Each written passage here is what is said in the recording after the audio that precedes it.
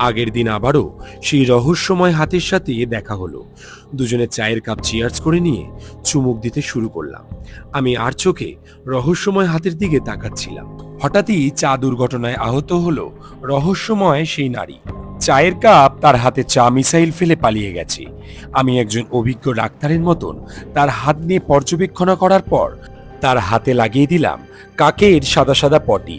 কারণ শুনেছিলাম কাকের পটি নাকি অ্যান্টিসেপটিকের কাজ করে, আর এটা লাগানোর পর আমি তো ভীষণ খুশি। কিন্তু রহস্যময় সেই নারী মোটেই খুশি ছিল না। তাই চলে গেলাম এক দুর্গন্ধপূর্ণ জায়গায়, যেখানে বিক্রি হচ্ছিল সুগন্ধ কিছু ফুল। আর সেখান থেকে পরিমাণ মতন কিছু সুগন্ধি ফুল নিয়ে চলে গেলাম রহস্যময় সেই নারীর দিকে। শুনেছিলাম যে কোনো দুর্ঘটনার সময় এরকম সুগন্ধি ফুল ওষুধের মতন কাজ করে।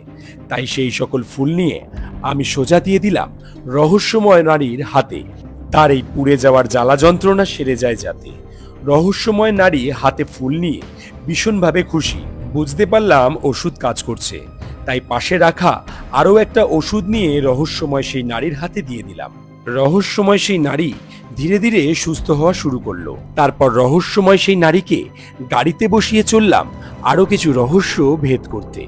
এরপর কি হলো জানতে চাইলে চ্যানেলটিকে ফলো করে রেখো, না হলে হারিয়ে যাবে। টাটা।